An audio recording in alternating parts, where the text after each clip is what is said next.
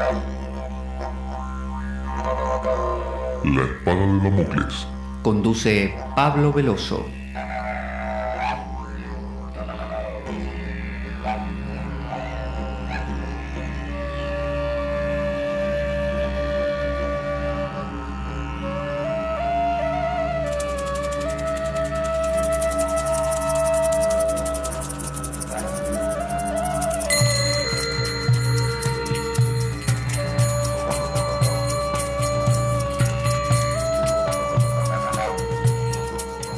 Tal como lo cortés no quita lo valiente, así lo hilarante no quita lo profundo. Y dado que la vida es un juego, aquí comienza La Espada de Damocles. La ficción más real que puedas concebir. La Espada de Damocles es un programa que por mera falta de objetividad cree ser diferente. Personajes mitológicos salidos de los más profundos avernos. Leyendas escabrosas y sin sentido. Curiosidades inquietantes e inútiles. Historias antiguas malversadas por nuestra incapacidad de entendimiento. Y cuentos carentes de profundo significado. También pretenderemos sin el menor éxito entender al ser humano en toda su dimensión. En suma, si quieres desperdiciar tu vida, aquí comienza La Espada de Damocles, la ficción más real que puedas concebir.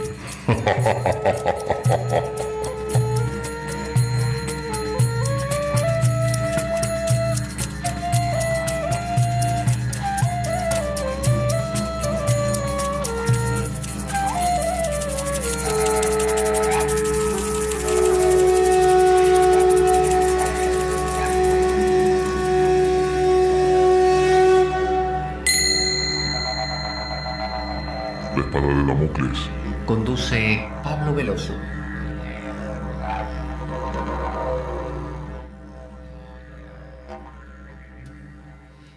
Buenas para todos. Aquí estamos en La Espada de Damocles. Yo soy Pablo Veloso y vamos a continuar con el Evangelio, no con el Evangelio, sino con la epístola a los Hebreos de Pablo de Tarso, pero con la exégesis gnóstica.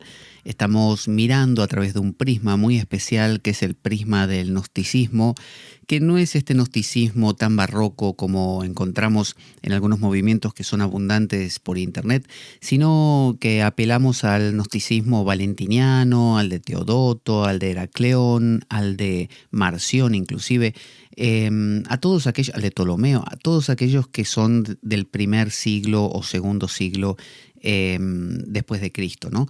Y que hicieron una interpretación de estas mismas escrituras y de otras. Es decir, estaban evangelios como el de Tomás, que se encontró recientemente otra vez en Nag Hammadi, pero también tenían sus propios textos como el Evangelio de la Verdad, el Pistis Sophia.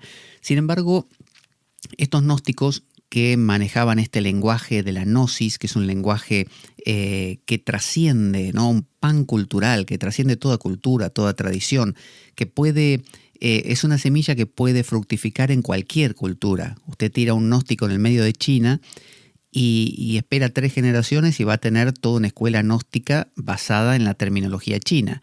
Y tira un gnóstico, no sé, en el medio de los Andes, deja pasar 3 generaciones y va a tener todo una gnosis basada en las deidades andinas.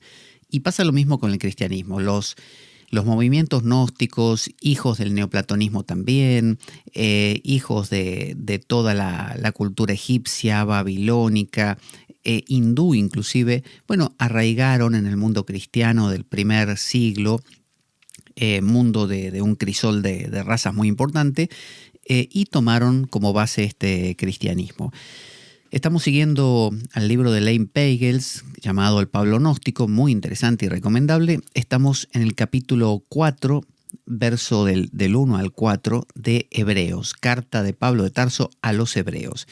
Dice así, temamos, no sea que mientras la promesa de entrar en su descanso permanezca, cualquiera de nosotros parezca no ser adecuado.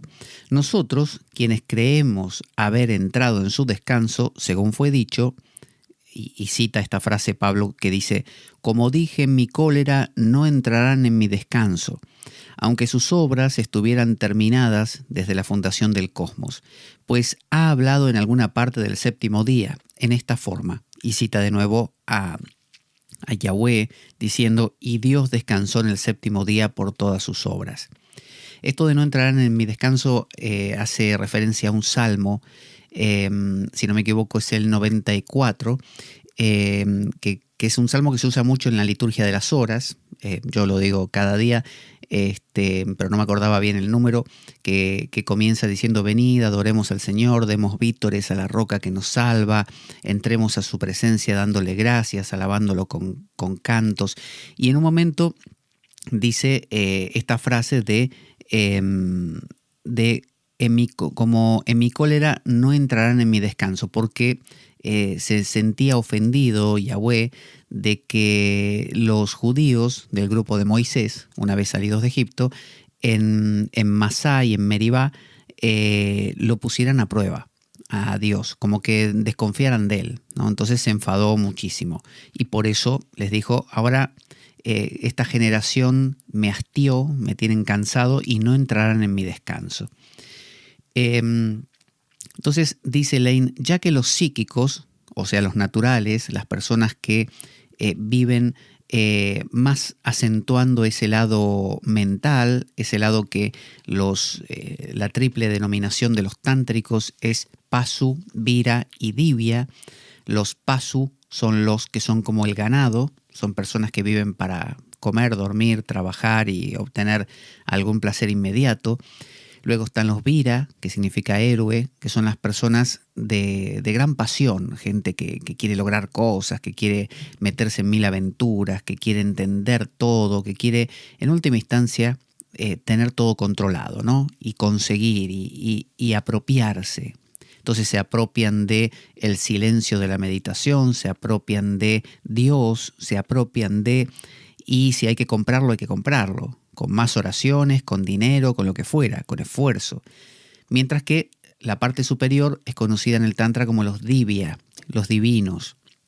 Por eso digo que esta gnosis en la India toma esa forma, mientras que la gnosis dentro del mundo cristiano dividen a esos tres niveles en neumáticos, el superior, psíquicos, el intermedio, y eílicos, ¿no? O carnales, el inferior, o sárquicos también en griego. Entonces, dice que a los psíquicos, a los del medio, dice, ya que los psíquicos reciben tan solo una posibilidad para la salvación, como indica Heracleón, deben temer, entre comillas, no sea que no alcancen el descanso final. Lo que está diciendo es que si entendemos que estas tres divisiones de los seres humanos en espirituales, naturales y carnales, son tres divisiones que existen en nosotros, en cada uno.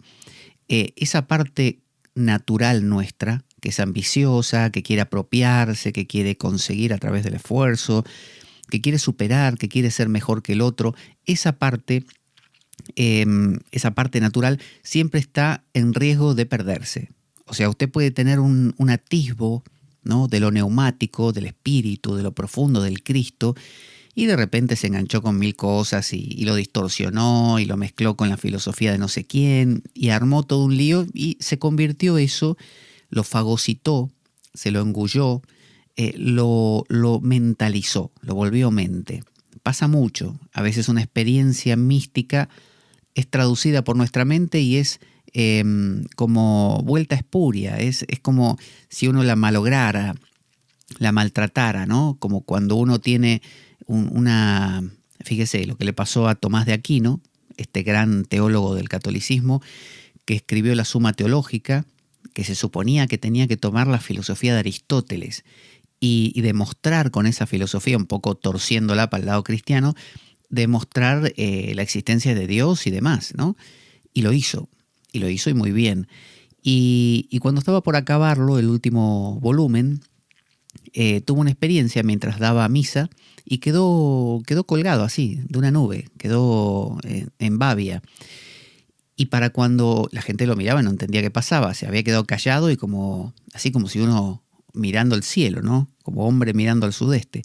Y cuando recuperó su asistente, porque él era un gran maestro, su discípulo, le decía que termine la obra. Y él dijo, no, a mí no me interesa terminarla. Si lo que hice es como paja, es una porquería. De hecho, la quiero quemar. Y el discípulo no solo impidió que la quemase, sino que terminó el último volumen él, el discípulo, porque a Tomás de Aquino ni le interesó y murió poco tiempo después. Entonces, esta experiencia, cuando la tenemos, nos muestra que todo lo que con nuestra mente vamos elaborando, comparado con eso, es nada, no existe. Entonces, fíjese, como dice aquí, que los psíquicos, o sea, nuestra parte mental, durante nuestro lapso de vida, esta vida o todas las que puedan ocurrir, tiene una posibilidad de salvación, una posibilidad. ¿Posibilidad por qué? Porque si su mente se dispara para cualquier otra dirección, ya está. Usted podría ser ese Tomás de Aquino que se puso a escribir la Suma Teológica y en vez de pasarle esa experiencia, quizá le pasó, supóngase, pero enseguida usted dice para sus adentros, ¿te das cuenta qué genio que soy? Esta experiencia me pasó porque yo pensé estas cosas filosóficas tan profundamente. Soy especial y Dios me está tocando con su varita. Voy a terminar el último volumen y voy a ser el más importante filósofo católico. Claro, eso es haber perdido su oportunidad de salvación, ¿no? La parte neumática nuestra es una parte elegida, no necesita salvación. O sea, está ahí, al borde de ese silencio, es de la misma naturaleza, es como amigo de ese silencio, entonces no necesita más.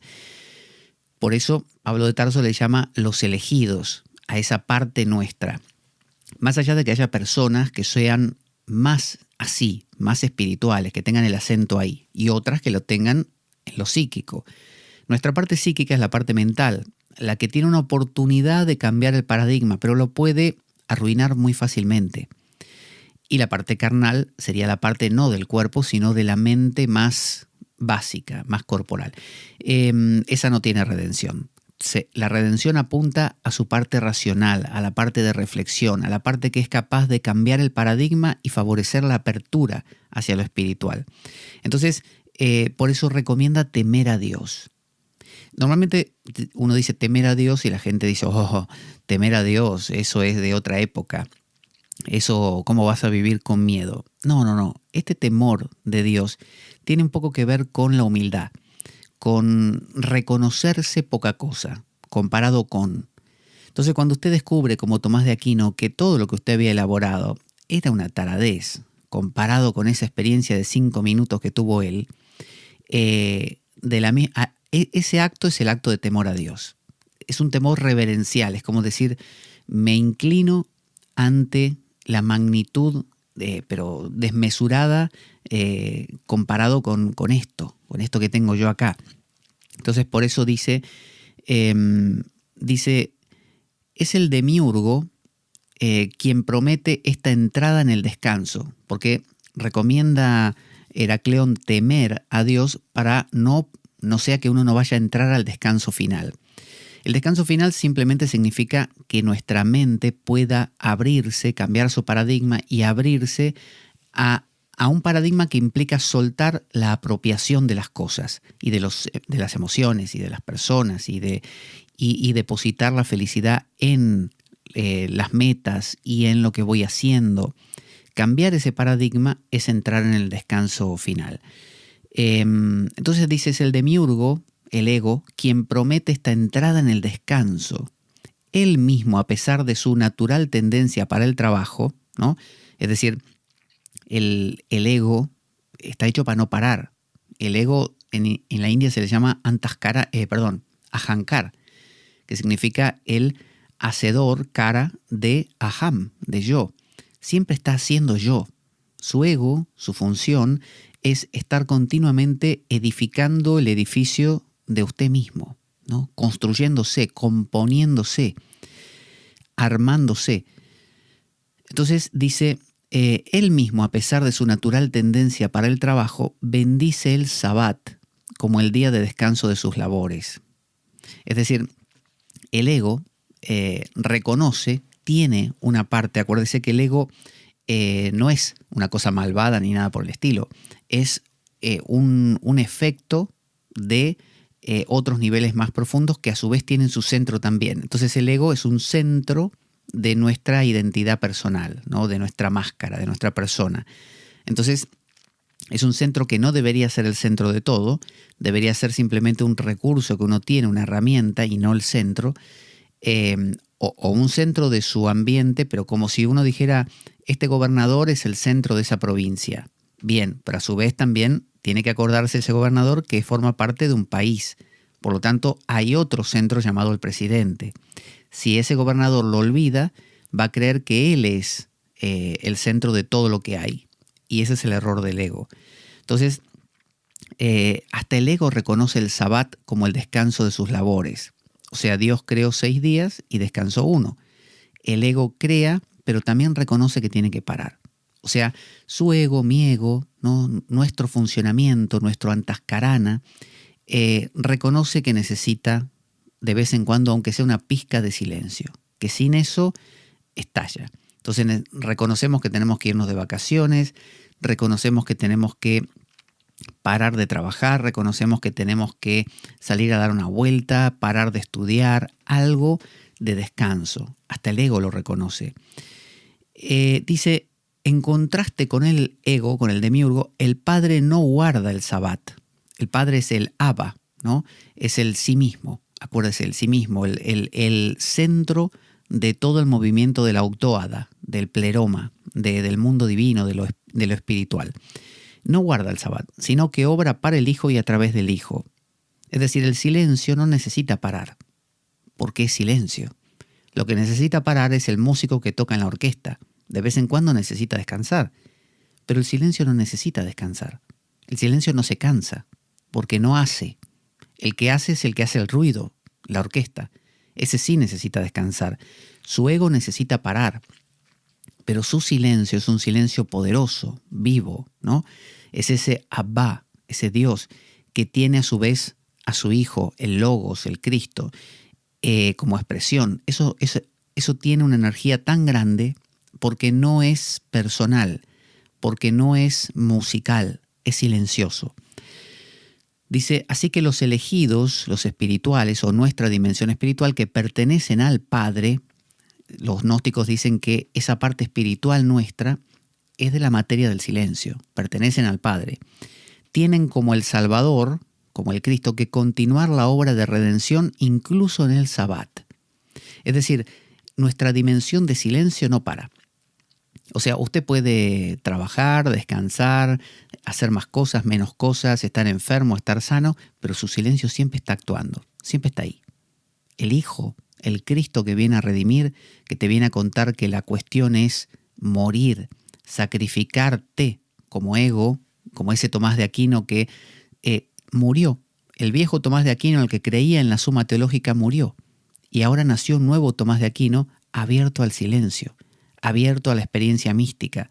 Bueno, la experiencia mística no necesita parar, pero el Tomás de Aquino anterior sí, se cansaba, tenía que descansar, se frustraba, se enfadaba, 1000 cosas. El nuevo Tomás de Aquino no, porque bebe de ese silencio, y ese silencio es inagotable, es un agua que nunca se gasta. El iniciado probablemente distinguiría el tono del demiurgo en los versos 3 y 5, o sea, 4.3, capítulo 4, verso 3 y capítulo 4, verso 5, donde jura en cólera negar a alguno su descanso. Es decir, está diciendo que aquí, en el capítulo 4, verso 3 y 4, es casi como que escuchamos la voz del ego, donde dice, pero nosotros, los que hemos creído, entramos al reposo porque como él dijo, y aquí viene la voz, dice así, como juré en mi ira, no entrarán en mi reposo. Reposó Dios de todas sus obras en el séptimo día. Es decir, esas dos frases, los gnósticos la atribuyen no a Abba, el Dios trascendental, el silencio mismo, sino al ego, ¿no? Al ego. Hacen siempre este juego los gnósticos.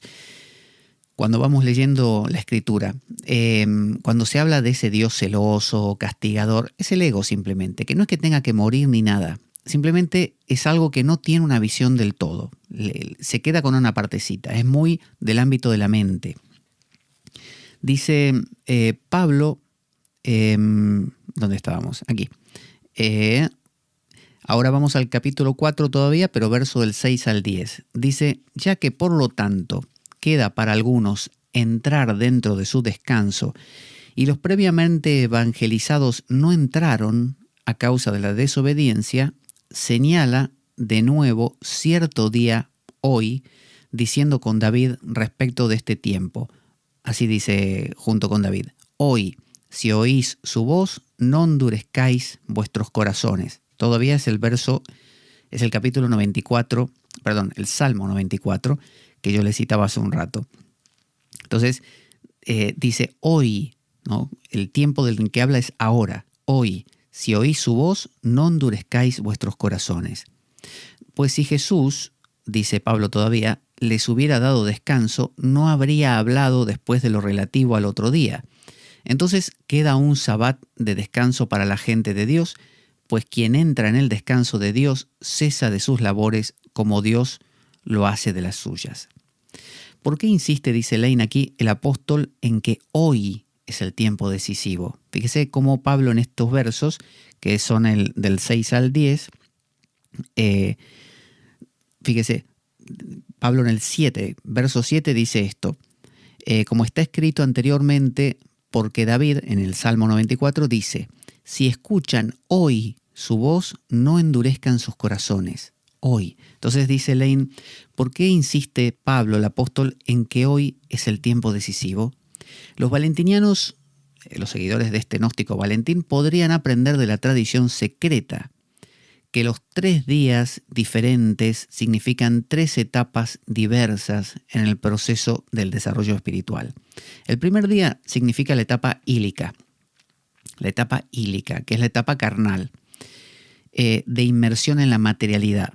El segundo día representa la etapa psíquica, la natural, de conversión, el que se convierte, el que empieza a cambiar su mente, hace la metanoia, cambio de nous, metanous, cambia la mente.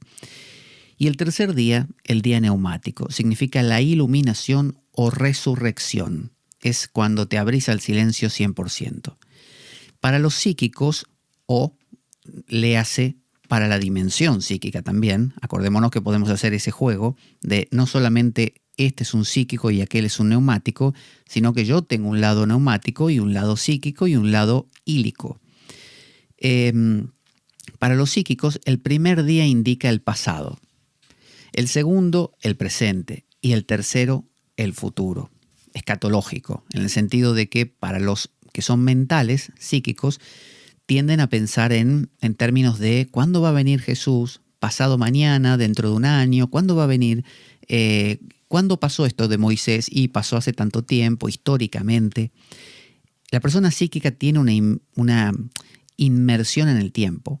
Usted va a cualquier parroquia y encuentra gente que le habla de que Moisés vivió tiempo antes que Cristo y Abraham todavía antes, y que Jesús vino en el año 0 y que después va a venir más adelante también para redimir a la humanidad. Es decir, hay una escatología, es decir, una investigación en qué es lo último que va a ocurrir, en qué va a terminar todo esto, qué resultados va a dar mañana, ¿no? Como esta cosa de tiempo. Para el espiritual no hay tiempo. Entonces dice, por eso el apóstol, como le está hablando a niños, le está hablando a los psíquicos, les dice que deben elegir hoy la salvación, es decir, en la presente era cósmica. Por eso hay esta premura de decidirlo ya. O sea, usted cuando le habla a los psíquicos o a su propia mente, que es su parte psíquica, le tiene que decir a su mente: escúchame, meditar es ahora, nada de que mañana o pasado, es ya. Hay que meditar ahora, el tiempo es siempre ahora, nada de que poco a poco, cuando me sienta predispuesto, no, ahora. La mente es así, juega con esto del tiempo, de que bueno, mañana, no, ya tiene que ser. Entonces, Dice, sin embargo, explican los valentinianos, el mensaje de salvación se comunica en cada uno de esos 3 días de forma diferente. Durante el pasado, el día carnal, ílico, sonaba como un tono sin sentido, como un eco, ¿no? En el día presente se escucha como una voz, ¿no? Foné en griego. Y en el futuro, día neumático, es entendida como logos.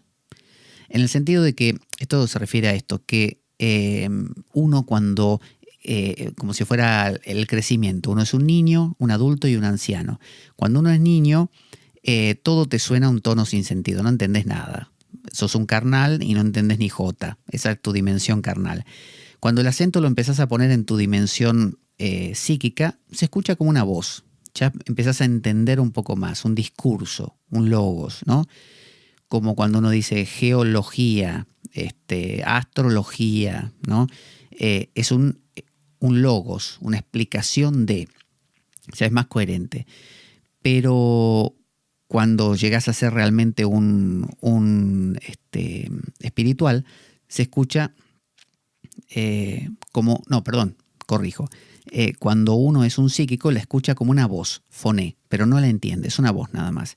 Y luego sí, cuando sos un neumático, lo escuchás como un logos, que es una voz, pero es una voz muy clara, pero que no está traducida en palabras. Es una voz nítida, concreta, que te habla con toda la contundencia del silencio, pero que no la podés traducir en palabras. Si la traducís, la mancillás, ¿no? La convertís de nuevo en foné, una palabra hecha sonido, ¿no? El logos no es una palabra hablada, es una palabra en un sentido casi metafórico, contundente, sabés, es cuando sabés exactamente lo que es. Durante la era presente, hoy llega a ser como la voz del demiurgo que llora, como una voz en el desierto, ¿no? Así llora el demiurgo, el ego. El ego hoy llora. El ego quiere ser feliz finalmente, usted, yo, llamando a los hombres a arrepentirse y a creer en el Salvador. O sea, su ego llama a los hombres, a sus distintas potencias, a los arcontes, a cada pensamiento pequeñito que usted tiene, como si quisiera usted crear un orden en su cabeza, ¿no? En su mundo. Por favor, usted le dice a sus pensamientos, quédense tranquilos, no me hagan sufrir, ¿no? Tenemos que estar bien, ¿no? Y aún si usted es un ego más abierto todavía a estos paradigmas, les dirá a sus pensamientos, tenemos que remontarnos, tenemos que buscar enaltecernos, hay que dejar esos vicios, esas cosas que tenemos que son círculos viciosos, obsesiones, tenemos que cortar con eso. Entonces el demiurgo llora como una voz en el desierto. Porque acuérdese de esto que le digo, el demiurgo también tiene una conversión a Cristo, y esa conversión es la que te abre a un cambio. Entonces, un ego maduro no es lo mismo que un ego necio. Hay egos necios que son demiurgos tiránicos, ciegos, sedientos de poder, mientras que hay otros egos que ya están casi suavecitos, suavizados, ¿no? Al servicio de algo más grande. Entonces, dice, llamando a los hombres a arrepentirse y a creer en el Salvador. A lo largo del día psíquico, el Salvador aparece solo en forma psíquica, es decir, Cristo, todavía no como el Cristo neumático. O sea, mientras usted sea muy mental y esté en ese plano, siempre Cristo se le va a aparecer como ideas, como conceptos, como imágenes, como estatuas, como libros sagrados y como posicionamientos. Pero nunca, mientras usted esté ahí, como un Cristo neumático, como un principio trascendental. No lo va a pescar eso. Y es más, si alguien viene y se lo cuenta, hasta le va a enfadar a usted. Por esta razón, el autor añade misteriosamente, fíjese, esto dice Pablo, si Jesús les hubiera dado descanso, no habría hablado después de otro día más allá de este. Por lo tanto, queda el Sabbat de la gente de Dios. Esto dice Pablo en el verso del 8 al 9. El lector iniciado comprenderá lo que Pablo quiere decir, que más allá del descanso prometido por el demiurgo a través de la fe en Jesús, existe otro descanso, el descanso en el matrimonio. Es decir, hay un verso dentro del Evangelio de Tomás, el apócrifo, que dice, hasta que no hagas del sábado, sábado, o sea, del sabbat, sabbat, no entrarás al reino. Hacer del Sabbat significa hacer de ese descanso que necesitas, ese ego tuyo que necesita parar, el verdadero descanso. El verdadero descanso es el reposo en la fuente. Es que te abras al silencio y tengas ese matrimonio divino, esas famosas bodas del Cordero, esa sisigia, ¿no? Donde Sofía nuevamente se une amorosamente, Sofía, María Magdalena, como le quieras llamar, con Cristo. O Shakti se une con Shiva, o las Gopis se unen con Krishna, Radha se une con Krishna. Es el mismo principio, ahí está el verdadero reposo. Cuando todo lo que sos mentalmente, hasta corporalmente, vive a través de ese silencio. Se casa otra vez con el novio. Dice, ese es el verdadero descanso en el matrimonio. Una cuestión muy usada en el Tantra, el matrimonio divino, otorgado mediante el Cristo neumático por Dios el Padre. Es decir, viene del silencio esto directamente. El autor del Evangelio de la Verdad habla acerca del Sabbat del Padre como ese día desde lo alto que no tiene noche. Ese es el verdadero Sabbat del Padre, ese es el verdadero descanso. No dejar de trabajar o irte de vacaciones. Dice, su luz no decae ya que es perfecta. Continúa explicando que vosotros, los elegidos, sois ese día perfecto. Es decir, el neumático no es que alcanza el silencio. Nuestra parte neumática, podríamos decir, es silencio. Está hecha de la materia del silencio. Entonces, no es que nuestra parte neumática es nuestra parte crística. Decir que te encontrás con Cristo o que Cristo te limpió de los pecados sería como decir que tu mente se abrió al silencio lo suficiente como para que cambiase todo su contenido, se reordenase, se reestructurase. Ese cambio de paradigma es una transformación, una remisión de los pecados. Vamos a escuchar un audio pequeño que nos cuenta cómo colaborar con la espada de Damocles para, conseguir bibliografía, material de cables y conectores y todas estas cosas que tienen sus costos y que a veces cuesta conseguirlas. Ahí va. Nuestro programa carece de sustento económico externo. Si quieres colaborar y apoyarnos, puedes hacer de cuenta que me invitas a un café y dejar una donación equivalente a ello o lo que tú desees a través del enlace de PayPal que aparece en nuestro canal en iBooks. Si tienes alguna duda al respecto, puedes enviarme un correo a info@gmail.com para informarte y desde ya muchas gracias por ello.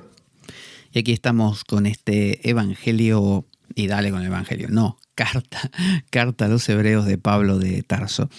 Entonces, estamos ahora en el 4 del 11 al 13. Estamos capítulo 4 del 11 al 13. Y dice Pablo de Tarso, apresurémonos entonces a entrar en ese descanso, pues el logos de Dios, la palabra de Dios, en la Biblia normal, yo estoy leyendo aquí la versión de Lane Pagels, que intercala palabras en griego, pero lo que diría acá, yo tengo la versión en este momento Peshitta, la Peshitta que es traducida del arameo, es decir, los habitantes de la zona de Jesús hicieron una copia de las cartas de Pablo hechas en griego al arameo. Así que esta es la versión. Y dice del 11 al 13. A ver, aquí el 11. Aquí. Esforcémonos pues por entrar en ese reposo, no sea que caigamos a semejanza de los que desobedecieron, porque la palabra de Dios es viva. Ahí está, el logos de Dios. El logos de Dios es el Cristo. Es la dimensión neumática de todos nosotros, la dimensión espiritual. Ese logos está vivo y activo y más afilado que cualquier espada de doble filo. Así es el logos. El silencio ese es un silencio poderosísimo que reside en cada ser humano. Que no solo se encuentra, vamos a aclarar, sentándose a meditar, se encuentra en todo momento. Ya dijimos que no tiene sabbat, que no tiene descanso, porque él mismo es el sabbat. Él mismo, el silencio mismo es sabbat, es descanso. Entonces está activo siempre, activo desde su descanso. Entonces usted lo puede captar en cualquier momento, en el medio de esta explicación, caminando por la calle. Solo que, claro, sentarse a meditar, digamos que facilita porque hace que su dimensión psíquica baje de velocidad. como una espada, dice, de doble filo, penetrando hasta dividir el alma del espíritu, la juntura de la médula, escrutando los pensamientos y las intenciones del corazón. Ante él ninguna criatura es invisible, sino que todas las cosas están desnudas y abiertas ante sus ojos, de quien es nuestro Logos. Fíjese, está diciendo que ese silencio, ese misterio, está presente en todo momento y tiene una capacidad de penetración infinita y de separar muy bien el alma del espíritu, o sea, la mente de ese silencio. Ese silencio tiene la habilidad de diferenciar bien cuál es el ruido de la orquesta y el silencio, ¿no? El ruido del instrumento musical y el silencio que ocurre cuando deja de tocar. Entonces, podríamos decir que ese silencio de la orquesta está metido por todas partes, entre nota y nota, cuando paran de tocar, entre canción y canción, y aún en la onda que describe la nota al estar sonando hay un pico y hay un valle.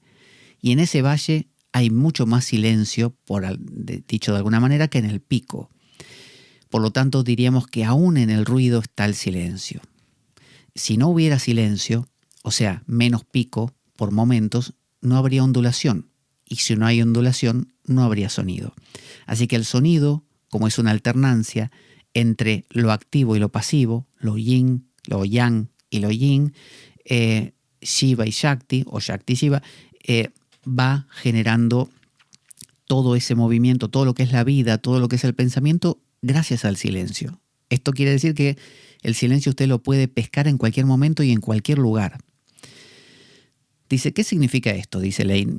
Habiendo hablado anteriormente de la voz que proclama el mensaje psíquico de salvación, el mensaje traducido a nivel mental, el apóstol se refiere ahora al Logos, que según Heracleón, otro gnóstico, revela el evangelio neumático de la redención. Teodoto, interpretando el 4.12, el 12 es este que dice, por la palabra de Dios, porque la palabra de Dios es viva y todo lo inspecciona y es más cortante que una espada de 2 filos y penetra, lo que estamos diciendo. Él dice, Teodoto toma la espada como una imagen del poder neumático de discernimiento, como si ese silencio tuviera la capacidad de discernir. Cernir es una forma de tamizar. Uno cierne el grano, ¿no? Y lo tamiza y separa la paja del trigo, como se dice. Bueno, ese silencio es un silencio que tiene la habilidad de discernir, tiene la habilidad de separar lo que es de lo que no es. Te clarifica. El silencio es clarificador. ¿Por qué? Porque si estás tocando en la orquesta todo el tiempo y nunca haces silencio, jamás sos capaz de tomar distancia de tu propio ruido para verlo. Pero donde paraste un poco, vas a juzgar a tu propio ruido y a corregirlo, de la misma manera que el que toca un instrumento para, mira, piensa, reflexiona y después vuelve a tocar porque descubrió qué hizo mal o qué no está haciendo tan bien. Entonces, los psíquicos, dice, poseen en realidad tan solo una espada de un solo filo, ¿no? Los que viven en la mente o nuestra dimensión mental solo tienen una espada de un solo filo. O sea, pueden solo penetrar las apariencias. O sea, está diciendo, con tu mente podés llegar, pero no muy lejos. Podés mejorar un poco. El problema es que estás desde dentro. O sea, el músico, si no para de tocar y sigue tocando, puede corregir errores, pero no es lo mismo a que, por ejemplo, se grabe, se aleje, se escuche y vuelva a tocar. Ahí es diferente, ahí hay 2 filos. Dice, pueden solo penetrar las apariencias del Salvador, dividiendo la carne del hueso, ¿no? Lo que es ílico de lo que es psíquico. O sea, la mente puede separar, entender lo que es ser muy básico y lo que es ser un poco más profundo. Genial, eso ya te da un nivel. Pero no llega más allá. Dice, no tienen el logos. Recordemos que el logos es distinto al foné. El foné es simplemente una especie de ruido o de palabra de voz hablada, ¿no? No de ruido, de voz hablada, que tiene coherencia, pero no es el logos. El logos dijimos que era como una palabra, pero sin palabra, como algo que realmente tiene un mensaje, tiene un contenido, tiene una estructura, tiene una dirección, pero es imposible de ser traducido.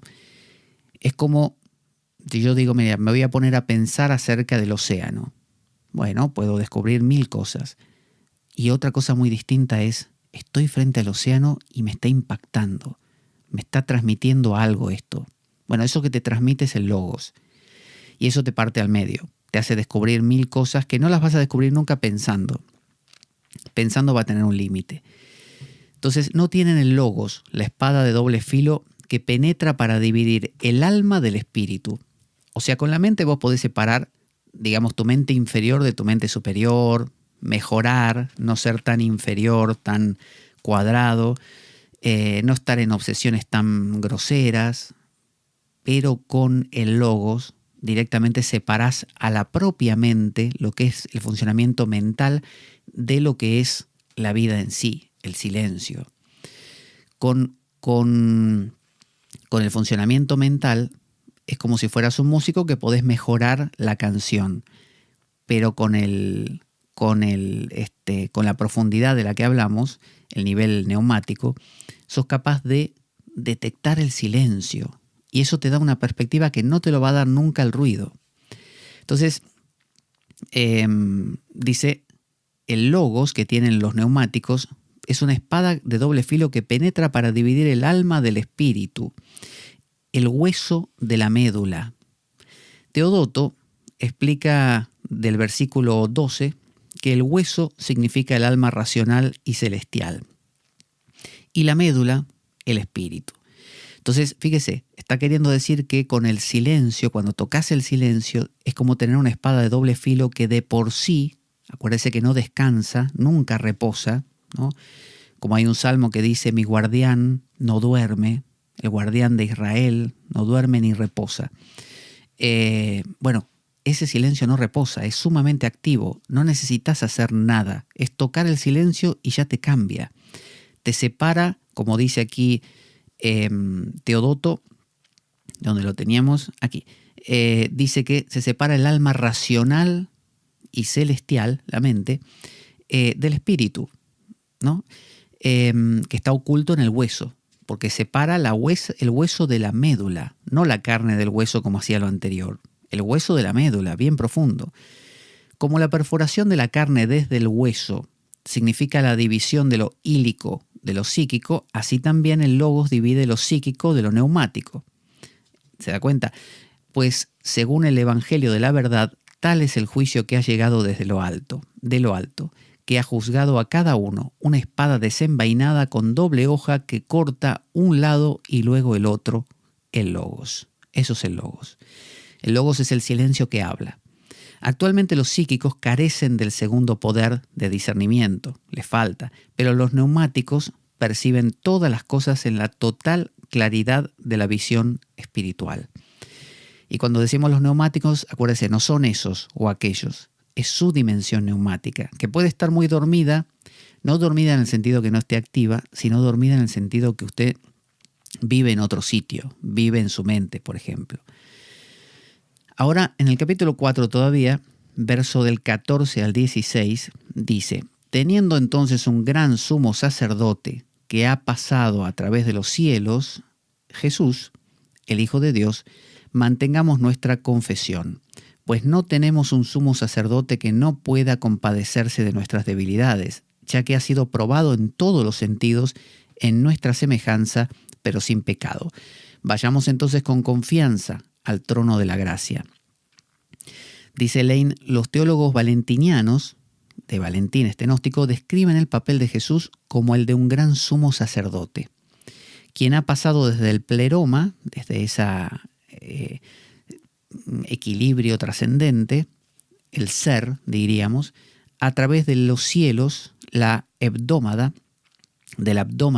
con el propósito de entrar en la región cósmica y compartir en semejanza humana la debilidad de la condición humana. Acuérdese eso, que para que nuestra mente pueda abrirse, ese silencio tiene que traducirse en términos mentales. Si yo en este momento no estoy hablando en términos de palabras y metáforas, usted no me va a entender, a menos que haya tocado el silencio también, con lo cual no necesitamos hablar nada. El Tao Te Ching comienza diciendo: el Tao que se define con palabras no es el verdadero Tao. Eso es como para los neumáticos. Ahora, arranca el libro, continúa durante un montón de capítulos hablando acerca del Tao. ¿Cómo es eso entonces? Si no se podía hablar del Tao, ¿de qué estamos hablando? Si el libro se llama Tao Te Ching. Lo que está diciendo es, el verdadero Tao no es del ámbito de la mente, trasciende la mente, es el ámbito neumático que tanto usted como yo somos. Sin embargo, si no lo pescamos porque no estamos habituados a tocar ese nivel, bueno, vamos a hablarlo en un nivel mental. Vamos a traducirlo y a contar cuentitos, ¿no? Para que lo podamos entender. Así que estamos. Dice... ¿Dónde estábamos ahora? Aquí.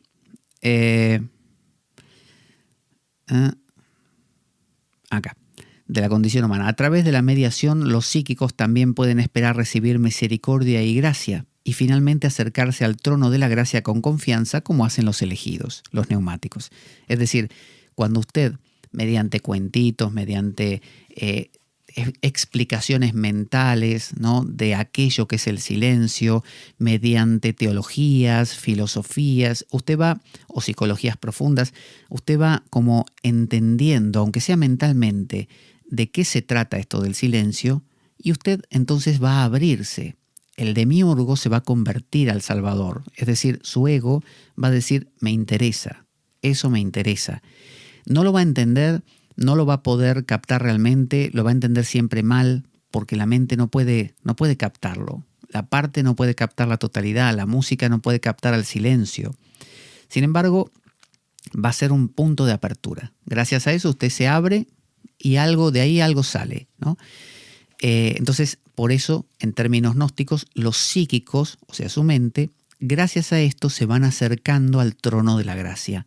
Se van alcanzando lo mismo que los elegidos tienen por derecho propio. Es decir, su parte silencio ya lo tiene por derecho propio, pero usted, su parte mental, tiene que caminar hacia eso. Por eso muchas personas que tienen una experiencia como la de Tomás de Aquino, mística, si no convierten al demiurgo también, si no la traducen mentalmente y no la van asimilando y no la van entendiendo y procesando, a veces se queda solamente en eso. Se queda simplemente en que fue un atisbo, casi como si usted por error hubiera caído, no sé, la orquesta hubiera dejado de tocar porque se escuchó un portazo. Y bueno, fue un silencio para arrancaron otra vez.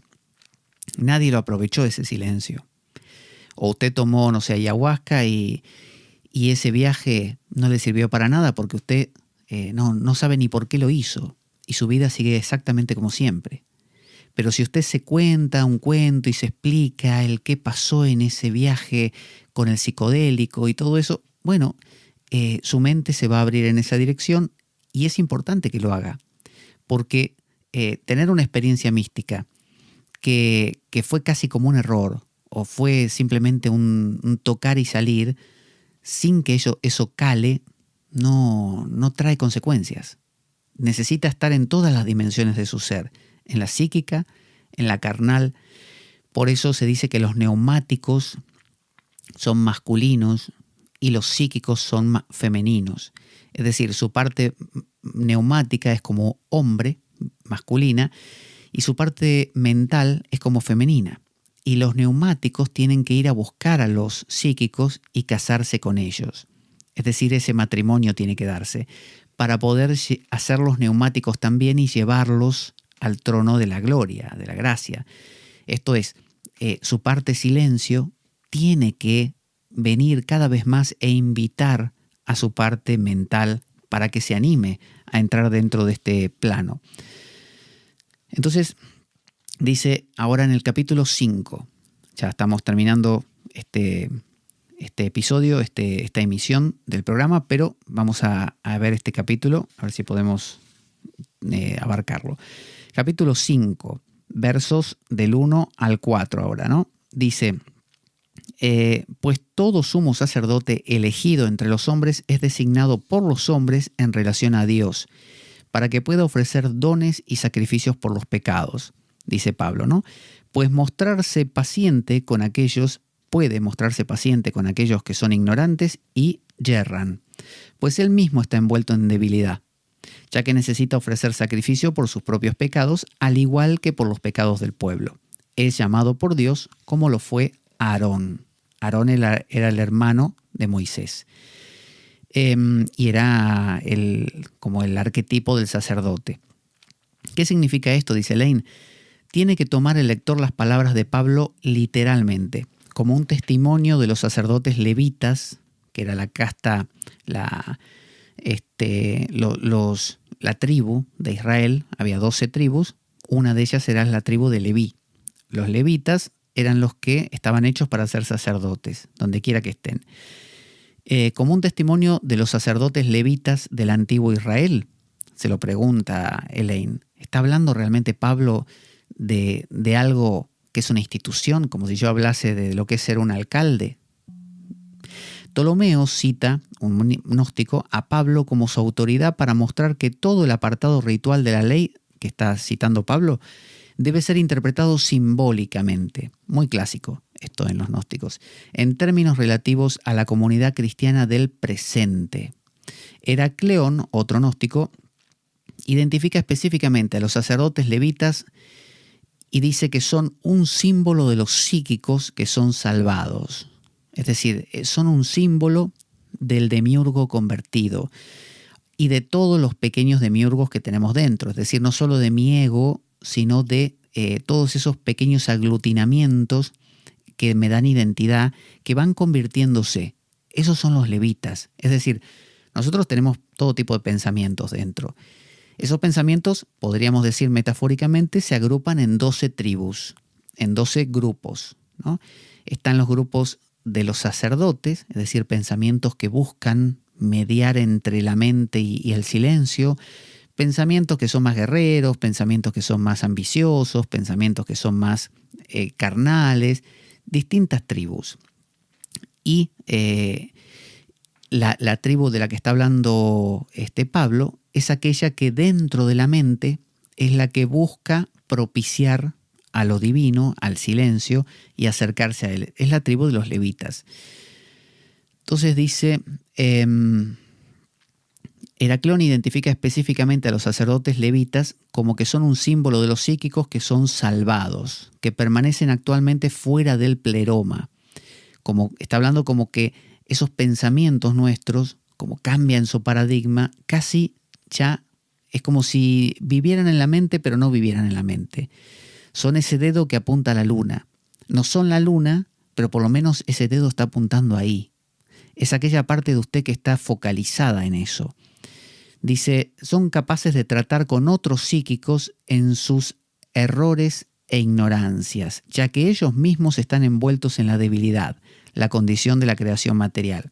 Es decir, si usted empodera, ¿no?, usando una expresión que usan mucho los evangélicos, a esos levitas que viven dentro de usted, es decir, le da fuerza, alimenta a los dedos que apuntan a la luna dentro de usted, a sus partes que buscan al silencio, a ese músico de la orquesta que se está preguntando qué pasará cuando paren de tocar, ¿no? ¿Qué pasa entre nota y nota? Ese es el levita. Mientras que hay otro músico que no, que está enganchado o que quiere que lo aplauda más el público, distintos. Pero el levita, el pensamiento conducente a la iluminación, ¿no? Los tibetanos, por ejemplo, dicen que uno debe ser introducido a la realidad de la base de la mente, ¿no? Es decir, a uno le tienen que contar de qué trata la vida y que hay un silencio. Si no, uno a veces no se entera. Se pasa toda la vida y no se entera. Entonces, cuando uno le cuentan, viene otro y te lo cuenta, los pensamientos tuyos que van a estar abiertos a esto van a ser los levitas. Va a haber unos propicios. Bueno, esos, como son tus pensamientos y tienen las mismas falencias que tienen el resto de tus pensamientos, van a ser muy convincentes para tus otros pensamientos. Es como que estos músicos sensibles van a ser muy convincentes para los otros músicos menos sensibles porque los van a ver como pares. Los otros músicos van a decir... Bueno, lo que me está diciendo acá González puede ser coherente, porque él es músico como yo. Y entonces hay como una especie de contagio de tipo virus dentro de su mente, así como hay pensamientos suyos que pueden sembrar una semilla de ignorancia, de dolor o de lo que fuera, hay otros que pueden sembrar un gran despertar. Y de eso se trata, de alimentar a esta casta de levitas, de pensamientos levitas que se nutren, que son los que le dicen a usted mismo: sentate, Roberto, a meditar un ratito, no te cuesta nada, vamos a leer un poco de las escrituras, o estudiar un poco, o escuchar unos podcasts constructivos, a ver si podemos entender esto de la no dualidad. Cosas así, que le van abriendo a usted el paradigma, le van cambiando la mente. Hasta aquí vamos a ver hoy entonces con la carta a los hebreos, que tiene, ya le digo cuántos capítulos tiene la carta a los hebreos. Mire, se lo voy a decir ahora mismo, 13 capítulos, recién estamos por el 5, así que tenemos por delante algunos más, pero ya ve qué interesante es, porque luego usted accede ahí a su Biblia, a su Nuevo Testamento, y cuando empieza a repasar todo esto, descubre que lo que hasta ayer era aparentemente algo histórico, de los judíos, aburrido, arengas morales, tiene un contenido sumamente actual, profundo y no dependiente de ninguna creencia. Vamos a escuchar un audio que nos cuenta cómo participar de nuestro grupo de Telegram que tenemos aquí con el programa, y ahí volvemos ya para despedirnos. Ahí va. Puedes sumarte al nuevo grupo de Telegram de la Espada de Damocles. Para eso solo tienes que descargarte la aplicación para el sistema operativo que tú utilices en el móvil o en el ordenador, en la computadora. Una vez que te lo descargas, puedes, llenando los datos que te pide, entrar y buscar mi alias, que es Pablo Veloso, y una vez que lo encuentras me dices: hola, ¿qué tal? Soy fulano o fulana de tal y quiero entrar en el grupo de la Espada de Damocles. Inmediatamente te envío un enlace de invitación y ya estás dentro del grupo. Es un grupo donde compartimos material, donde vemos las últimas novedades de la espada y donde nos conocemos entre nosotros los damocleanos. Un grupo muy divertido, muy profundo, muy valioso, realmente Te va a gustar. Y ya nos despedimos entonces. Yo soy Pablo Veloso, esto es La Espada de Damocles y vamos a escuchar nuestra cortina de despedida. Ahí va.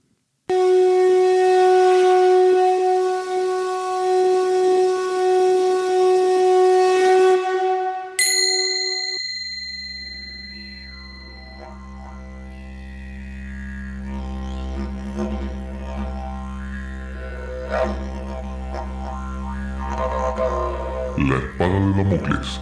Conduce Pablo Veloso.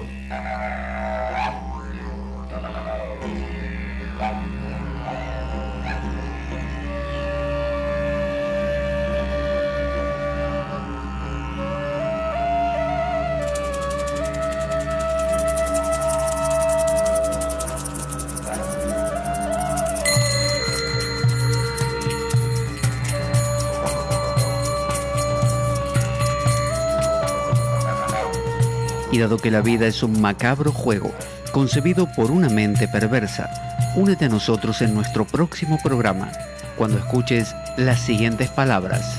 La Espada de Damocles, la ficción más real que puedas concebir. Buena vida para todos, buena semana y... ¡Avanti, damocleanos!